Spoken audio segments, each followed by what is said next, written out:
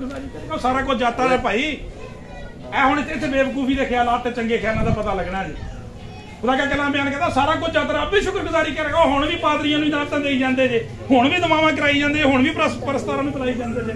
उसने कहा, खुदा का कलाम बयान करता है क्या हम खुदावंद के हाथ से सुख पाए और दुख ना पाए? याद रख, खुदावंद ने दिया, हालेलुया, प्रेज द लॉर्ड, खुदावंद ने ले लिया और खुदावंद का नाम मुबारक हो। जोरदार तालियां का जिंदा जो क्यों?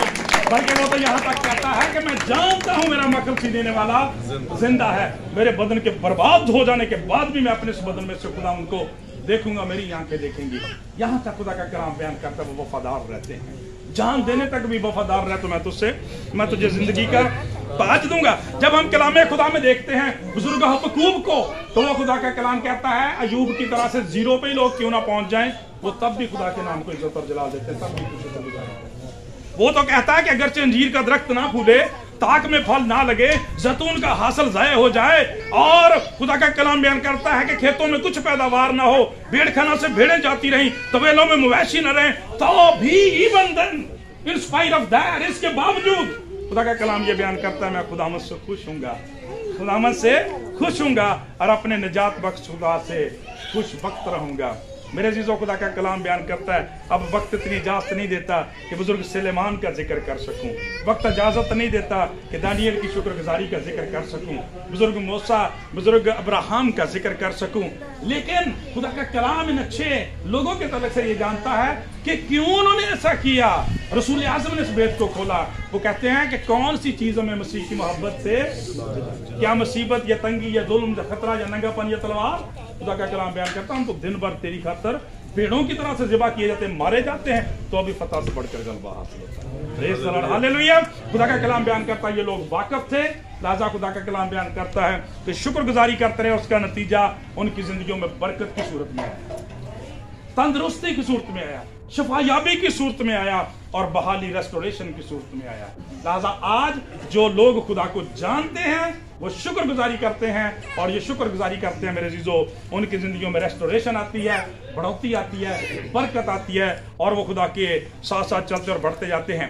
मैं बात कर रहा था कि पौलुस रसूल ने तकसीम कर दी है पूरी दुनिया की, कि जो लोग नहीं जानते वो शुक्रगुजारी नहीं करते, जो जानते हैं वो शुक्रगुजारी करते हैं। लेकिन जो आखिरी बात आपके साथ शेयर करना चाहता हूं वो बहुत खतरनाक है। खुदा का कलाम बयान करता है, लिखा है मुकाशवा की किताब में कि काश तू सर्द जा गर्म होता, चूंकि ना तो तू सर्द है ना तो तू गर्म है, बल्कि नीम गर्म है, इसलिए मैं तुझे अपने मुंह से नहीं।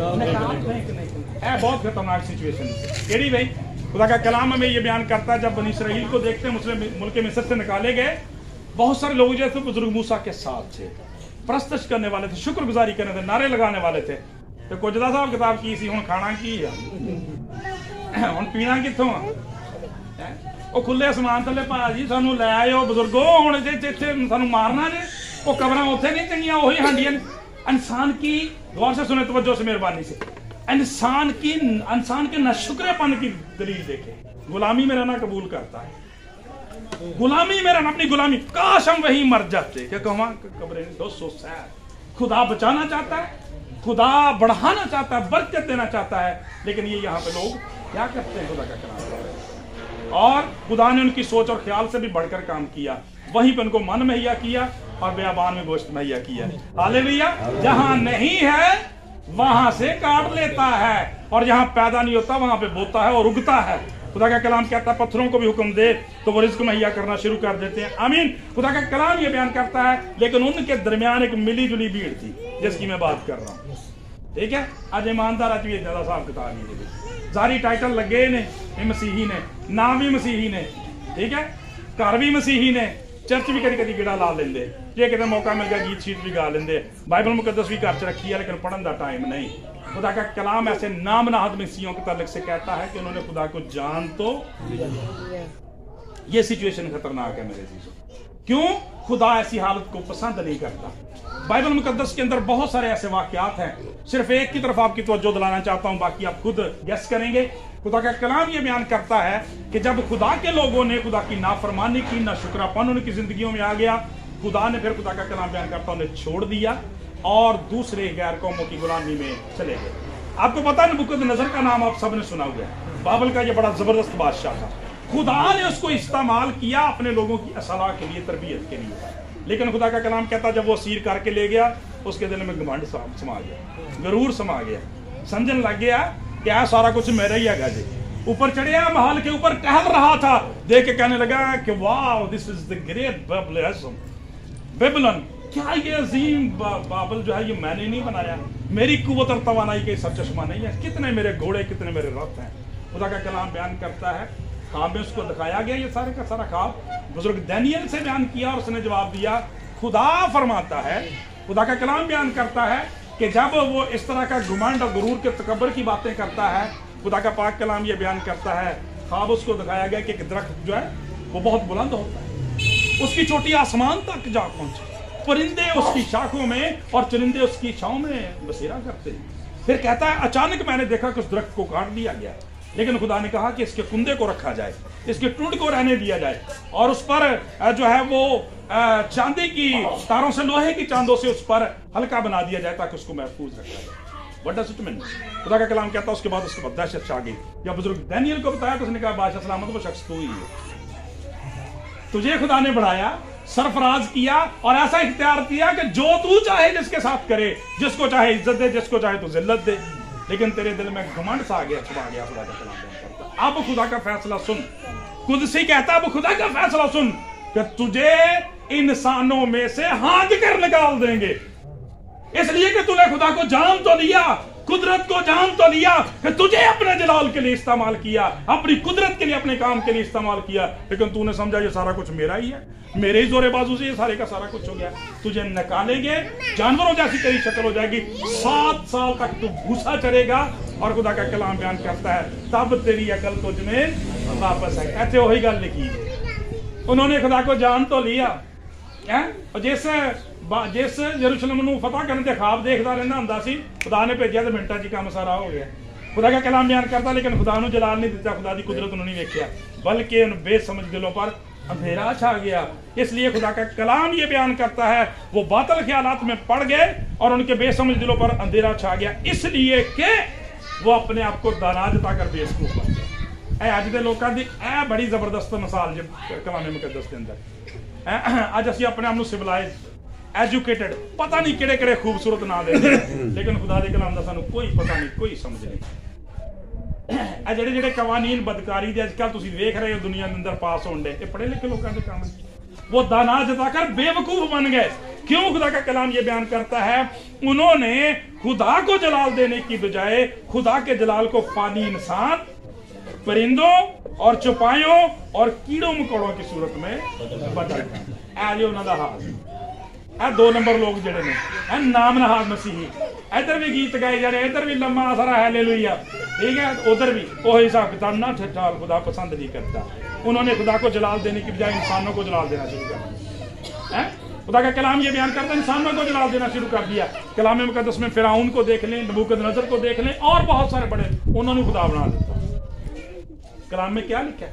चुनाचे बहुत से खुदा, बहुत सारे खुदावंद हैं, और जिनको कई ऐसे जिनको इंसानों ने खुदा बना दिया, ठीक है, इंसानों जलाल, ऐसे मर्जी ना ऐ होया जी, ऐसी वजह ना ऐ होया, ऐदो नशटाल खुदा ही करना बनाए को बनाने वाले की नहीं, इंसानों को जलाल नहीं, खुदा को जलाल। और खुदा का कलाम बयान करता, फिर देखें इंसान का गिरना, देखें पहले इंसान को खुदा बनाया। अच्छा, बड़ी खूबसूरत बात बाइबल मुकद्दस में दिलचस्प बात देखें, जब खुदा ने इंसान को बनाया ना, तो खुदा ने इंसान को किसकी सूरत और शबीह पर पैदा किया? अपनी सूरत। जब इंसान की वारी आई तो इंसान ने जानवरों को खुदा की सूरत पर शबीह टाल दी, इंसानों को खुदा की सूरत पर शबीह टालना शुरू कर, इंसानों को खुदा बना दिया। और फिर इसके बाद लिखा हुआ है कि फानी इंसान और परिंदों को, जब हम देखते हैं ना दुनिया के अंदर ये जो अकाब है, रोमियों के अंदर इसकी भी एक देवता के तौर पर परस्तिश होती है, अकाब की, इसको भी देवता ही समझते थे वो, ठीक है। फिर इसके बाद देखें चौपायों, गाय की तो हुण भी परस्तिश करते लोग, एज इंसान का हाल वेख लो, एक पास prince of the universe, educated, पता नहीं की क्यों कुछ होता, दूसरा तीसरा ये वो, रिसर्च खत्म, गूगल फलान, दूसरा तीसरा, पता नहीं की कुछ बना देता, तो हाल की है, इतनी बात समझ नहीं आती। और फिर खुदा का कलाम बयान करता चौपायों को और कीड़े मकोड़ों को, सांप की परस्तिश आपको पता अब भी दुनिया के अंदर लोग करते हैं, वो सोचता है ये है इंसान का हाल। खुदा का कलाम क्या था, जान तो गए, पढ़ लिखते गए, तलीम बड़ी कर ली, आ डिग्रियां जो डिग्रियां, आ डिग्रियां जो डिग्रियां, फलां डिग्रियां। आज सॉरी टू से कि आज आप सोशल मीडिया पे हमारे बेटों बेटियों की जो आप सिचुएशंस देखते रहते हैं, क्या वो इस बात का सबूत नहीं कि वो सारा कुछ जानते हैं लेकिन खुदा के कलाम को नहीं जानते। नाम के तौर पर जानते हैं कि मैं मसीही हूं, मेरा फलां चर्च के साथ तल्लक है, दूसरा तीसरा, इससे आगे कुछ भी नहीं। कितना क्या क्या रूटीन है हमारी बाइबल मुकद्दस पढ़ने की, दुआ करने की। खुदा के कलाम से हमें डर लगता है, खुदा के घर से हमें डर लगता है।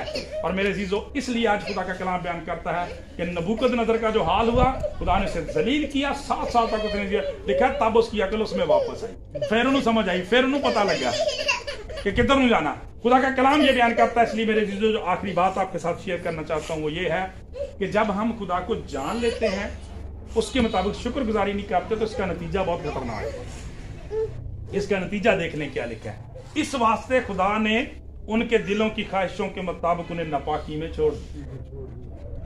खुदा ने उन्हें छोड़ दिया।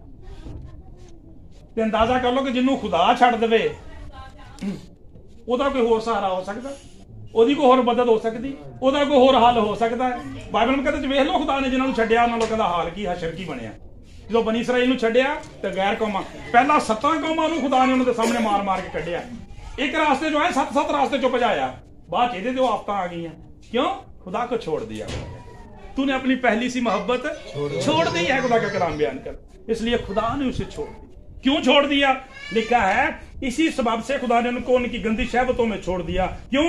जिस तरह उन्होंने खुदा को पहचानना नापसंद किया। पहले पहचानना, फिर जानना और फिर मानना, ये ईमान के प्रोसेस है। पहले पहचानना, फिर जानना और उसके बाद मान। सानू पहचान भी कोई नहीं तो जान भी कोई नहीं। वो अपने घर आया और उसके अपनों ने उसे यानी ना पहचाना, इसलिए जाना भी नहीं, और चूंकि जाना नहीं इसलिए माना भी नहीं, ईमान नहीं रखा। खुदा का कलाम ये बयान करता है उन्होंने खुदा को पहचानना नापसंद किया। इसी तरह खुदा ने भी उनको नापसंदीदा अकल के हवाले कर दिया ताकि सोशल मीडिया वाली हरकत करना। ये है मेरे अजीजों आज का। क्या आप चाहते हैं खुदा हमें गुर्बत में छोड़ दे? क्या चाहते हैं खुदा हमें बीमारी में छोड़ दे? क्या चाहते हैं खुदा हमें खतरे में छोड़ दे, हलाकत में छोड़ दे, जहालत में, बेदीनी में छोड़ दे, लानत में छोड़ दे? नहीं चाहते ना, तो फिर खुदा को जानने की जरूरत है, खुदा को पहचानने की जरूरत है, मसीह यीशु पर ईमान लाने की जरूरत है। क्योंकि लिखा है जिसके पास बेटा है उसके पास जिंदगी है, जिसके पास बेटा नहीं उसके पास जिंदगी भी नहीं और जिंदगी की नेमतें भी नहीं। क्योंकि खुदा ने उसी के बारे में मोहब्बत का फतवा दिया। खुदा ने दुनिया से ऐसी मोहब्बत रखी ताकि जो कोई उस पर ईमान लाए वो हलाक ना हो बल्कि हमेशा की जिंदगी पाए। इसलिए मेरे जीजो, ये हवाला यहाँ से शुरू होता है, वहां पे खुदा का कलाम बयान करता है खुदा का गज़ब और नाज़िमियों की तमाम बेदीनी और नाराज़गी के आसमान से ज़ाहिर होता है और उनकी जिंदगियों में ठहर जाता है। जरूरत है कि हम खुदा के कलाम के मुताबिक खुदा को जानें। और आपको पता है कि खुदा को हम किस तरह से जान सकते हैं? आखिरी सेंटेंस जाते जाते आपके साथ शेयर करें। खुदा का कलाम 4 डायमेंशंस बयान करता है इसके तलक से। कभी खुदा मौका देगा तो फिर उसको शेयर करेंगे। पहली बात जो है, खुदा का कलाम बयान करता है कि जिनके पास कोई शरीयत नहीं उनके पास ये शरीयत है। ये सारी खुली कायनात, ये खुली हुई बाइबल है जिसमें से इंसान खुदा की कुदरत को, अलूहियत को देख सकता है। खुदा का लिखा है कि साफ मालूम होती है, इस तक कोई उजर भी बाकी नहीं। तो दूजी गल, जो ये गल नहीं समझ आई तो फिर खुदा ने प्रिंटेड कापियां भेज देती हैं, लिख के भेज देती हैं। गल नहीं मुक्की, ठीक है। इसलिए खुदा का बंदा कहता है तेरा कलाम मेरे कदमों के लिए चिराग मेरी राह के लिए। एनू पढ़ोगे तो खुदा नू जान जाओगे। तो तीसरी बात खुदा का कलाम जो बयान करता है पाक कलाम के अंदर कि जब इंसान से फिर भी बात नहीं बनी, शरीयत आई फिर नहीं बात बनी, फिर खुदा का कलाम कहता है उसने अपने बेटे को भेज दिया, ठीक है, जिसमें अलूहियत की सारी मामूरी मुजस्सम होकर सकूनत करती है मेरे जीसो। लिहाजा इन 2 से 3 जराए के जरिए खुदा को जाने। और फिर अगली बात, मिली जुली भीड़ नहीं जमना, जो जानना फिर बुजुर्ग दाऊद अर्गू, अयूब अर्गू, फिर सुलेमान अर्गू, फिर अब्राहम अर्गू, तो फिर खुदा का कलाम बयान करता मूसा अर्गू शुक्रगुजारी करनी।